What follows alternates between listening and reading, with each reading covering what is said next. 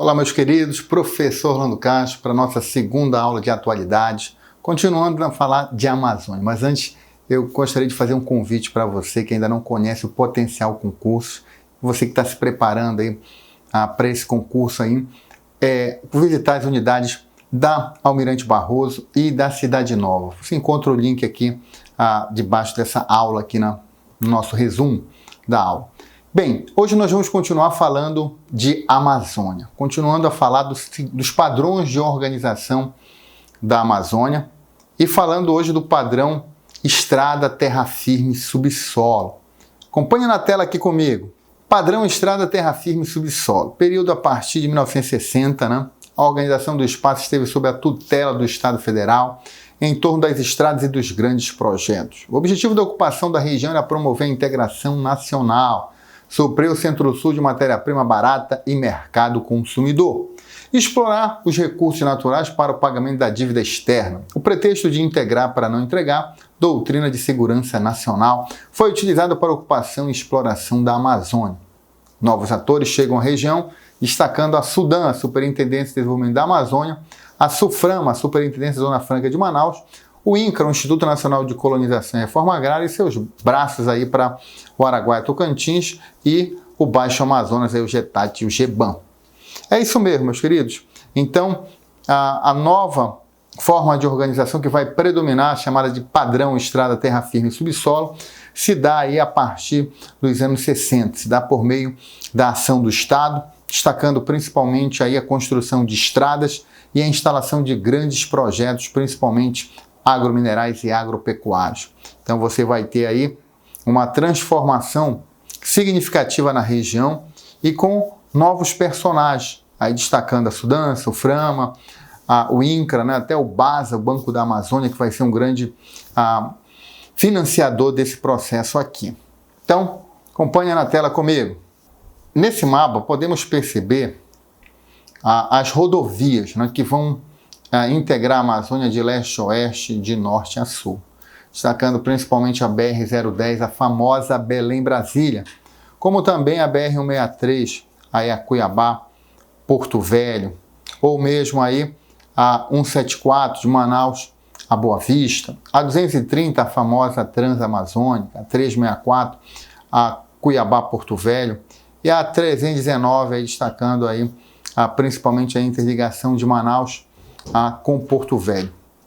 Então essas vão ser as principais. E aqui eu destaco para vocês alguns pontos importantes sobre essas rodovias que eu falei para vocês. Acompanha comigo na tela. Faz um print aí, né? Então destacando essas rodovias que eu falei para vocês, né? Então a BR-010, a Belém-Brasília, a 364, a Cuiabá-Porto Velho, a 163 a Cuiabá-Santarém, a 230 a Transamazônica, né, a 319 a Porto Velho Manaus e a 174 a Manaus-Boa Vista. Né? Então, essas rodovias vão ter um papel muito importante na transformação, na integração da Amazônia, como falamos ainda há pouco, né, na primeira tela, com uma área fornecedora de matéria-prima para o Centro-Sul brasileiro, né, na lógica do governo federal, principalmente durante o regime militar, de integrar para não entregar a Amazônia. Então, você vai ter aí um programa de integração nacional e as rodovias vão ser escolhidas para essa integração. Porém, com uma série de desafios, causando muitos impactos socioambientais e, ao mesmo tempo, estimulando a migração, principalmente de sulistas, e, mais uma vez, os nordestinos vão vir para cá. Então, acompanha mais comigo na tela. Rede urbana se configura de forma complexa, né? Agora o rio e a estrada. Intensificou a migração para a região, facilitada pela estrada. Destaque para a figura do pau de arara, aquele caminhão adaptado para transportar pessoas. Enfraquecimento das elites locais, muito ligado aos castanhais, ao cacau, à borracha. Aumento dos conflitos agrários na região, em especial ao longo das rodovias. Expansão do desmatamento e das queimadas ao longo dos eixos rodoviários. É isso mesmo. As rodovias, elas vão impactar profundamente a Amazônia. Essas rodovias vão ser palco de conflitos, essas rodovias vão estimular a migração para a região e vão gerar inúmeros impactos socioambientais, como aí o desmatamento, a perda da biodiversidade da nossa Amazônia. Então é importante você compreender que a estrada ela vai transformar profundamente a região, estimulando a migração, gerando desmatamento, conflitos agrários na Amazônia começam a aumentar. Acompanha mais comigo aqui. As políticas territoriais, principalmente no governo de Vargas, a IJK, criação da SPEV, a Superintendência do Plano de Valorização Econômica da Amazônia, em 1953, a abertura da Belém Brasília aí por JK.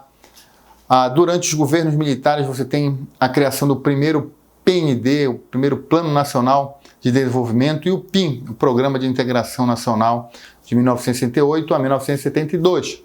Melhoria da infraestrutura através de redes de estradas, ampliação de grandes eixos transversais, como a Transamazônica, a Perimetral Norte, e intra-regionais como a Cuiabá-Santarém e a Porto Velho-Manaus. Expansão de uma rede de telecomunicações via uma estreita rede telefônica e uma rede de usinas hidrelétricas. Então, meus queridos, nós podemos perceber que essas políticas territoriais para a Amazônia, seja do governo Vargas, JK e dos militares, buscaram aí gerar infraestrutura, seja de transporte, energia, comunicação, porque a região ela estava muito distante, né, da economia nacional. As outras atividades que nós destacamos, como aí as drogas do sertão, a borracha, estavam muito ligadas ao mercado externo. E agora o governo buscava integrar a região ao restante do país, por meio das estradas e de atividades econômicas. Era preciso gerar infraestrutura e, principalmente, formas de atrair o capital para a região. Por meio da Sudan, em especial, também a Suframa, lá para o polo de Manaus, criou uma série de políticas de incentivos fiscais. Ou seja, as empresas que vieram para a região, elas não pagavam imposto e não pagam até hoje, muitas delas. Acompanhe mais comigo na tela. Aí a rodovia Belém-Brasília. Você percebe muito bem, né, a famosa BR-010, que o desmatamento é uma das consequências dessa abertura de estradas. Estimulou também a migração, principalmente de sulistas e nordestinos, né, vai contribuir para conflitos agrários, principalmente nas margens dessas rodovias, vai aí estimular os impactos ambientais, principalmente o desmatamento. É isso mesmo. Então, não esqueça que as rodovias, as estradas, elas vão promover uma integração, elas vão tornar o espaço amazônico mais complexo. A rede urbana ela deixa de ser dendrítica, né, subdividida pelos rios, e passa agora a ser complexa. Então, além do rio, você tem a estrada. Então, a nossa região aí ela começa a se tornar mais complexa, ela começa a ter um crescimento populacional, a ter um avanço dos impactos socioambientais, principalmente conflitos agrários e desmatamento. Acompanhe mais comigo aqui.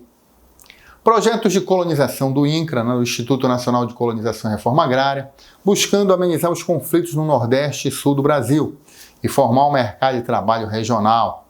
Federalização de 100 quilômetros de ambos os lados das estradas e criação de territórios federais, aí como o território do Acre, né, o território aí do Amapá, o território de Boa Vista, Guaporé, a Rondônia.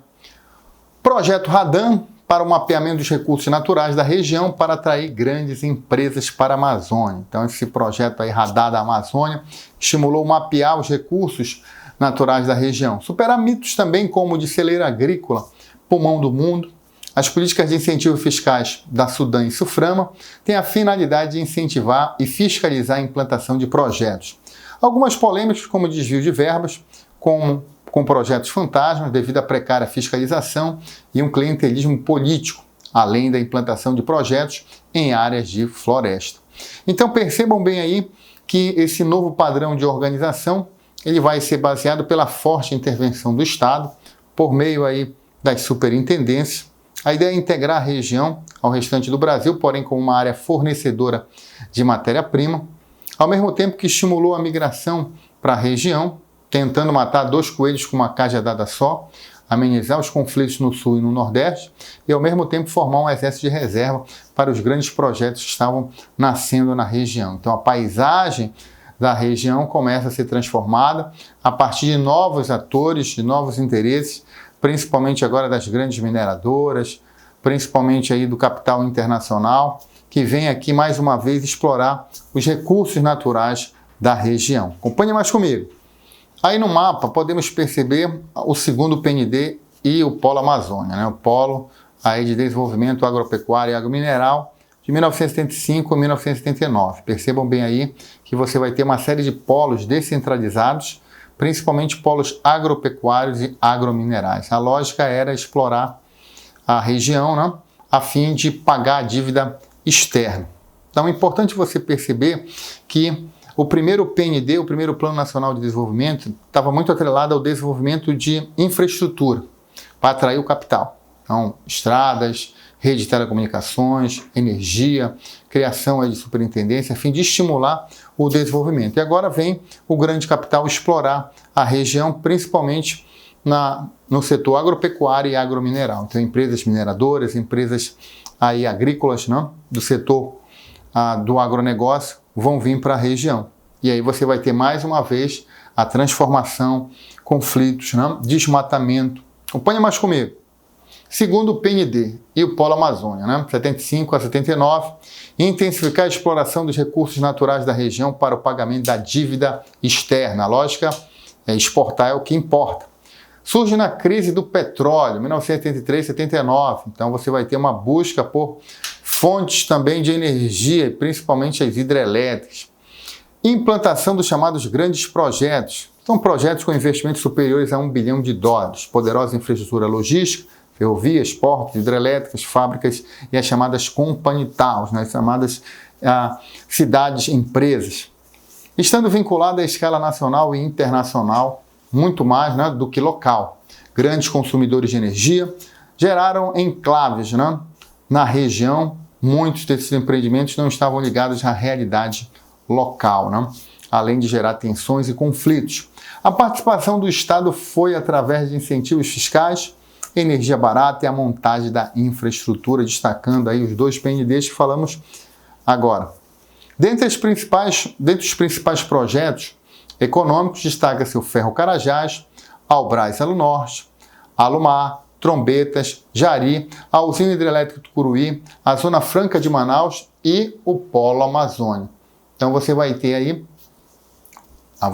aí uma série de investimentos, de projetos que vão promover uma grande mudança na paisagem regional, que vai estimular a vinda de imigrantes, principalmente sulistas e nordestinos.